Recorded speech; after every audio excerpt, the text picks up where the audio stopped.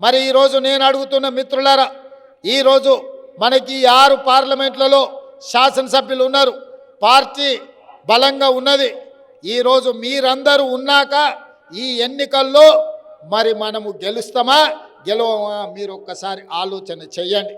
ఇవాళ నేను అడుగుతున్నా మన ప్రత్యర్థులను, ముఖ్యంగా బీఆర్ఎస్ వాళ్ళు అంటున్నారు, హరీష్ రావు గారు, కేటీఆర్ గారు, కవిత గారు కాంగ్రెస్ను ఓడించండి అని. సరే, మా రాజకీయ ప్రత్యర్థులు, ప్రధాన ప్రతిపక్ష పార్టీ వాళ్ళ ఎన్నికల్లో నిలబడి వాళ్ళ అభ్యర్థిని గెలిపించడానికి కాంగ్రెస్ను ఓడించమని ఒకవేళ చెబితే మనకేమీ అభ్యంతరం లేదు. ఎన్నికల్లో ఏ రాజకీయ పార్టీ ఆ పార్టీ అభ్యర్థిని గెలిపించుకొని బలపడాలని చూస్తారు. మరి ఈరోజు నేను అడుగుతున్న కల్వకుంట్ల చంద్రశేఖరరావు గారిని, బీఆర్ఎస్ అధ్యక్షుడిని, మీరు కాంగ్రెస్ను ఓడించమని పిలిపిస్తున్నారు కదా, మరి మీరు ఏ అభ్యర్థికి ఓటేసి మా కాంగ్రెస్ అభ్యర్థి నరేందర్ రెడ్డిని ఓడించమని పిలిపిస్తున్నారని నేను అడుగుతున్నా. మీ అభ్యర్థి ఎవరు? మీ అభ్యర్థి ఎవరు? ఎన్నికల్లో మీరు ఎవరికి ఓటేయదలుచుకున్నారు?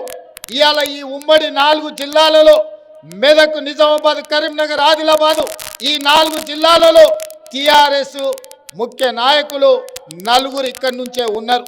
గజ్వేల్ నుంచి చంద్రశేఖరరావు గారు ఉన్నారు, సిద్దిపేట నుంచి హరీష్ రావు గారు ఉన్నారు, సిరిసిల్ల నుంచి తారక రామారావు గారు ఉన్నారు, నిజామాబాద్ నుంచి కల్వకుంట్ల కవిత గారు ఉన్నారు.